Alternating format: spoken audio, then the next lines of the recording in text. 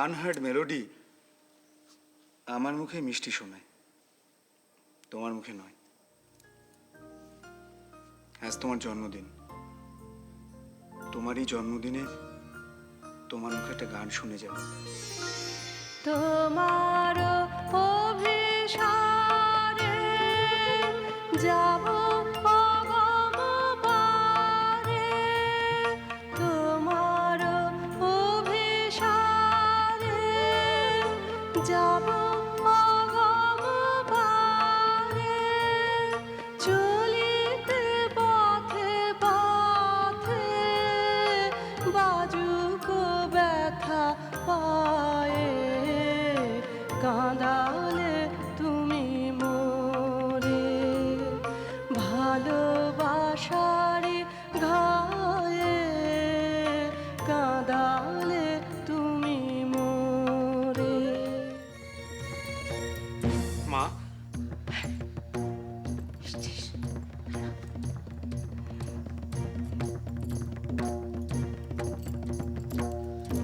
খুব সাবধানে। বাবা কি? ঘুমাচ্ছে, শোন, বলা তো যায় না। সাবধানে যাবি বাবা, শব্দ করিস না, আস্তে আস্তে সিন্দুকটা খুলবি। শোন না, সিন্দুকের ঠিক সামনেই গুড়গুড়িটা রাখা আছে, আওয়াজ করিস না যেন, কেমন? সাবধানে যা।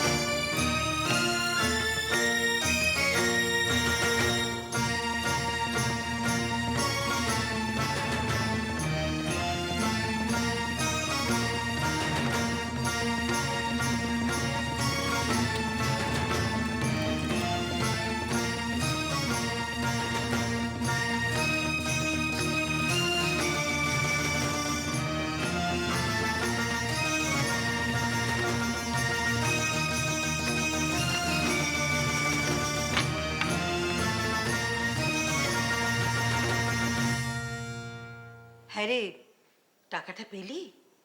তোর সমস্যার সমাধান হয়েছে তো? মা, টাকাটা তো কোনো মতে পেয়ে গেছি, আর নেকলেসটা কিনেও নলিনীর বাড়িতে পাঠিয়েও দিয়েছে। কিন্তু মা, আমার খুব ভয় করছে জানো। আমি বাবার ওই সোনার গড়গড়িটা, হ্যাঁ ওই সিঁদুর পেটির মতিপাল আছে না, হ্যাঁ হ্যাঁ, ওর কাছেই তো বন্ধক রেখে এলুম। মা, আমি নিশ্চিন্ত হতে পারছি না। বাবা যদি... না রে, এই ব্যাপারটা নিয়ে তুই কোনো চিন্তা করিস না। এসব ব্যাপারে তোর বাবার কোনো ভ্রুক্ষেপই নেই। নেহাত এটা ওর ঠাকুর দাদার জিনিস বলে এতদিন ওই লোহার সিন্ধুকে পড়ে রয়েছে। সেটা এখন আছে কি গেছে সেটা তার মনেই নেই। সে আমি জানি মা, কিন্তু যাদের কাছে বন্ধক রেখে এলুম তারা যদি বাবার কাছে... এখন প্রজাপতির আশীর্বাদে তোর আর নলিনীর বিয়েটা হয়ে গেলি বাঁচে। তারপর যদি তোর বাবা কিছু করে বা বলে, সেটা সহ্য করে নেব। যাকে তোদের কথাবার্তা কিছু এগোলো? তার চারপাশে এত লোকজন থাকে, কথা আর কইব কখন? তুমি তো জানো বরুণ নন্দী হ্যাঁ হ্যাঁ। যেন ওটা বিদেশি কাটা গাছের বেড়া। উমা, ওই বুলিগুলো না সর্বাঙ্গে বিদ্যে থাকে আমার। ওই দৈত্যটার কাছ থেকে রাজকন্যাকে কি করে যে উদ্ধার করি সেই উপায়টাই খুঁজে পাচ্ছি না। শোন বাবা, আমি তো মেয়ে মানুষ, মেয়ে মানুষের মনের কথা আমি বুঝি। নলিনী তোকে মনে মনে খুব ভালোবাসে। সে আমি জানি না মা, কিন্তু এই বরুণ নন্দীর সঙ্গে পাল্লা দিতে গিয়ে আমার প্রাণ ওষ্ঠাগত। বাবা যদি একটু দয়া করতো না মা, তাহলে আমার এত চিন্তা হতো না। আচ্ছা, তুই বল না, তোর এখন কি চাই সেটা বল না আমাকে। ভালো বিদেশি স্যুট, দেশি কাপড়ে ভরসা কমে যায় মা। ওই নন্দীর মতো নলিনীর সঙ্গে আমি সজোরে কথা বলতে পারি না। শোন না, তোর এই পোশাকের দুর্দশার কথা তোর মাসিকে আমি বলেছি। তোর মাসির আসার সময় হলো, এইবার তোর একটা হিল্লে হয়ে যাবে। কিন্তু মা, কি? সেই সোনার গড়গড়িটা বাবা যদি জানতে পারে? আরে শশধর, কেমন আছো? কখন এলে? বউ কোথায়? ভালোই আছি দাদা, এই কিছুক্ষণ হলো এসেছি। সুকুমারী একটু ওই সতীশকে নিয়ে ভেতরে গেল।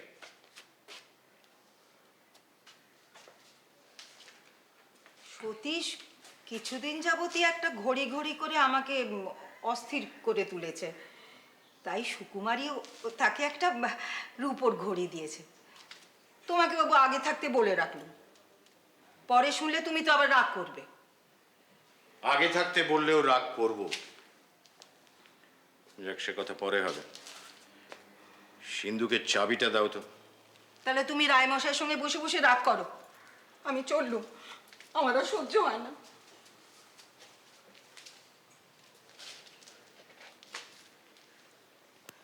শশধর, ঘড়িটা তোমাকে ফিরিয়ে নিয়ে যেতে হবে। তুমি তো বেশ যাচ্ছিলে সিন্দুক খুলতে, তাই যাও না। সে কথা পরে হবে, ঘড়িটা ফিরিয়ে নিয়ে যেও। আচ্ছা, তুমি তো বেশ লোক, ঘড়ি তো না হয় ফেরত নিয়ে গেল, কিন্তু তারপর আমার সময়টা কিরকম কাটবে একবার ভেবে দেখেছো? ঘরের লোকের কাছে জবাবদিহি করতে করতে আমাকেই যে ঘর ছাড়া হতে হবে। না শশধর, ঠাট্টা নয়। আমি এসব ভালোবাসি না। আচ্ছা বেশ, ভালো না হয় বাসো না, কিন্তু সহ্য তো করতে হয়, এটাই সংসারের নিয়ম। নিজের হলে নিঃশব্দে সহ্য করতাম, কিন্তু ছেলেকে তো মাটি করতে পারি না। যে ছেলে চাওয়া মাত্রই পায়, চাইবার আগেই যার অভাব মোচন হতে থাকে, সে তো নিতান্তই দুর্ভাগা। ইচ্ছেকে দমন করার শিক্ষা যে না পায়, সে তো কখনো সুখী হতে পারে না। বঞ্চিত হয়ে ধৈর্য রক্ষা করার বিদ্যা আমি আমার ছেলেকে দিতে চাই। তাই ঘড়ি বা ঘড়ির চেন কোনোটাই জোগাতে চাই না। হ্যাঁ, আর একটা কথা, এতদিন তোমাদের আমি কিছু বলিনি, কারণ তোমরা আমার পরম আত্মীয়। আর তোমাদের সন্তান আদি হয়নি বলে সতীশকে সন্তান স্নেহী দেখো, তাই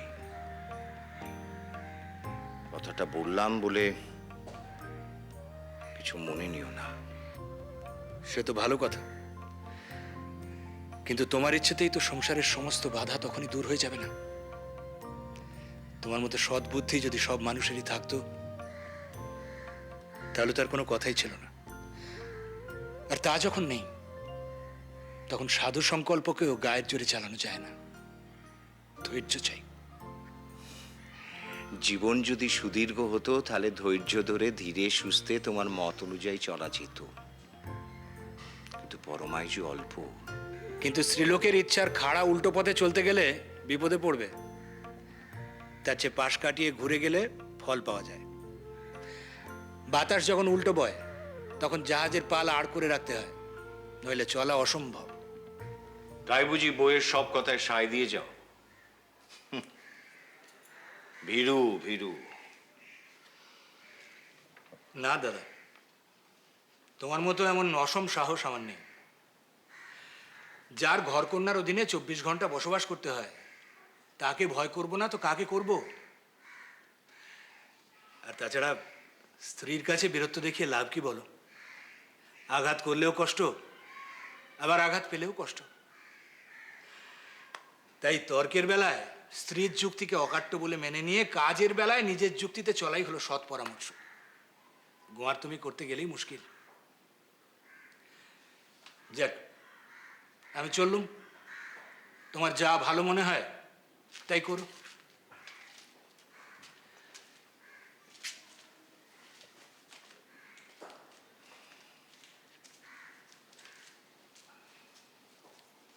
এই যে সতীশের মা, শোনো।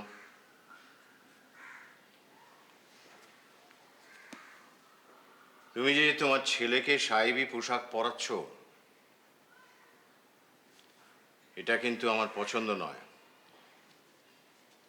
তোমার বুঝি একাই পছন্দ আছে? কেন, আজকাল তো সকলেই তাদের ছেলেদের সাহেবি পোশাক ধরিয়েছে। অন্য সকলের মতে যদি চলতে চাও, তাহলে সকলকে ছেড়ে আমাকে একাই বা বিয়ে করলে কেন? তুমি যদি তোমার একার মতেই চলবে, তবে একা না থাকে আমাকে বিয়ে করার তোমার দরকার কি ছিল শুনি? নিজের মত চালাতে গেলেও তো অন্য লোকের দরকার হয়। ধোপার বোঝা বইবার জন্য গাধার প্রয়োজন হয়। আমি তো আর আরে ছি ছি ছি, তুমি আমার সংসার মরুভূমির আরব ঘোড়া। জেগে রানী বৃত্তান্তের তর্ক এখন থাক। ছেলেটাকে সাহেব করে তুলো না। কেন করব না? আমার ছেলেকে কি আমি চাষা করে রাখবো নাকি? হুম, সাহেব না হলেই বুঝি চাষা হয়? বুঝলাম, বেশ। সিন্ধুকের চাবিটা দাও। ঠাকুরপো? হ্যাঁ বৌদি, কিছু বলবেন? না ভাই, তা তোমরা দাঁড়িয়ে কেন? এখানে ভালো করে বসে কথা বলো না। আমি পাশের ঘরে আছি বলে বুঝি তোমাদের মধুর আলাপে ব্যাঘাত ঘটছে? ধন্যী ভাই মেজবু, সেই 9 বছর বয়স থেকে কথা শুরু করেছিস, এখনো ফুরলো না। রাত্রে কুলোয় না, শেষকালে দিনের বেলাতেও ফিসফিস। বিধাতা যে তোদের জীবের আগায় এত মধু কি করে যোগান দেন, আমি শুধু তাই ভাবি। কিছু মনে করো না ভাই ঠাকুরপো, ভয় নেই, তোমাদের মধুর আলাপে আর ব্যাঘাত ঘটাবো না। আমি অন্য ঘরে যাচ্ছি।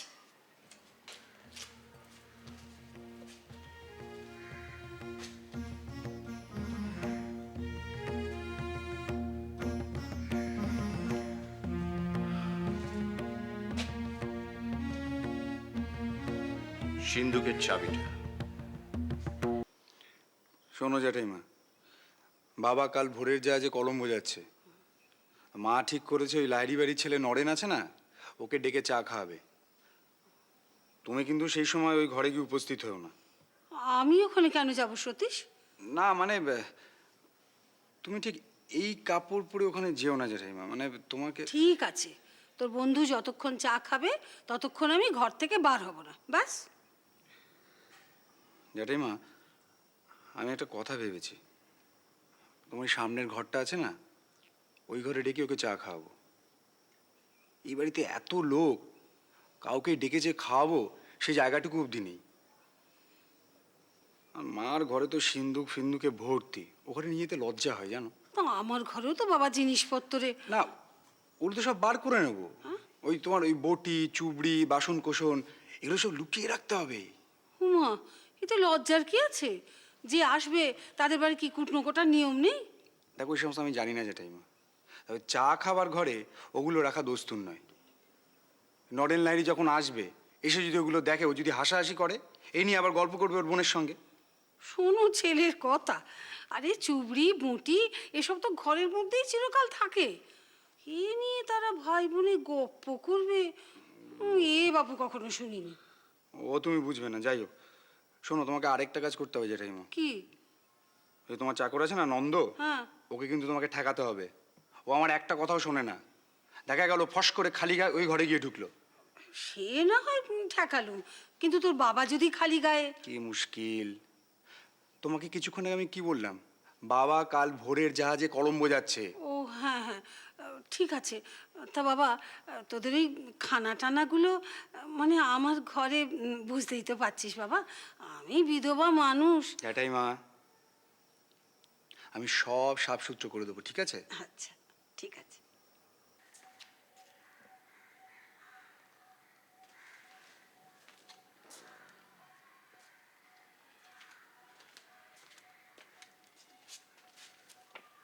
মা, মা, টাকাটা পেয়েছো? না রে বাবা, পারলাম না। আসলে তোর বাবা যেটা ধরেন সেটা তো আর সহজে ছাড়েন না। যাকে তোর একটা পছন্দ মতো পোশাক করাতে কত খরচা লাগবে শুনি? মাসি তো একটা মর্নিং স্যুটের অর্ডার দিয়েছে। হুম। লাউঞ্জ স্যুটটা করতে লাগবে 100 টাকার কাছাকাছি। ইভিনিং ড্রেসটা 150 টাকার কম তো হবে না মা? কি বলিস কি? এ তো 250 টাকা ধাক্কা। এই এত টাকা! মা, এই হচ্ছে তোমাদের দোষ। এক ফুকুরি হতে চাও হও না, কিন্তু ভদ্রলোকদের সঙ্গে মিশতে গেলে একটু খরচা করতে হয়, বুঝেছো? আমাকে তাহলে সুন্দরবনে পাঠিয়ে দাও। ওখানে বোনের বাদে ওরা ড্রেস কোড এই সমস্ত পরে না। মা, ও মা, কি রে? ওই গড়গড়িটা কি হবে? হ্যাঁ, সেটাই তো ভাবছি। মা, আমি একটা প্ল্যান ভেবেছি। কি? তুমি বাবাকে বলবে কাল রাত্রির বেলায় সিন্ধুকের চাবিটা চুরি গেছে। দেখ সতীশ, তোর বাবার বিষয় বুদ্ধি তেমন নেই ঠিকই, কিন্তু ওকে ফাঁকি দেওয়া অত সহজ হবে না। ধরা পড়ে যাবি। ধরা তো একদিন পড়তেই হবে মা। আপাতত কোনো রকমে, আর তাছাড়া বাবা তো কাল কলম্বোয় যাচ্ছে। এর মধ্যে একটা উপায় বার করতে হবে। সময় যদি পাই তাহলে নেকলেসটা ফিরিয়ে আনার চেষ্টা করব। অনেক চেষ্টা করলাম না, শেষমেশ। মা, বাবা আসছে। তুমি তরুণ ভাই বলো, আমি যেরকম ভাই বললাম। দেরি করো না, ঠিক আছে? আমি এখন যাচ্ছি।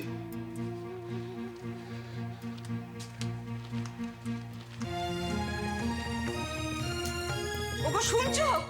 শিগগিরই এসো। দাদা, আমি বরং তাহলে একটু বাইরেই দাঁড়াই। না না, বাইরে দাঁড়াবে কেন? তোমার কাছে তো লজ্জার কিছু নেই। বল। লজ্জার কথা পরে হবে। আমাদের সর্বনাশ হয়ে গেছে।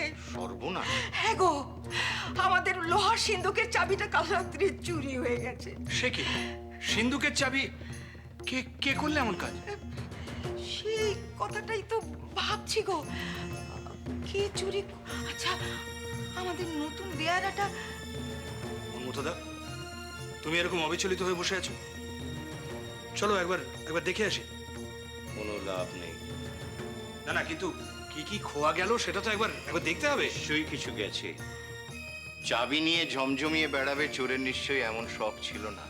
কি মুশকিল, কে চুরি করলো সেটা তো আমাদের জানতে হবে। সাধুর চেয়ে যার দরকার অনেক বেশি, সেই হয় চোর। আমি কি তোমার কাছে চোরের ডেফিনেশন চেয়েছি? আমি বলছি সন্ধান করা তো চাই। না, চাই না, চাই না। ভিতরে যে আছে, বাইরে তাকে সন্ধান করতে যাওয়াটাই বিড়ম্বনা। কি যে বলছো তুমি? চলো চলো চলো, একবার গিয়ে অন্তত দেখে আসি। নিষ্ফল নিষ্ফল। আমার দেখাশোনা হয়ে গেছে।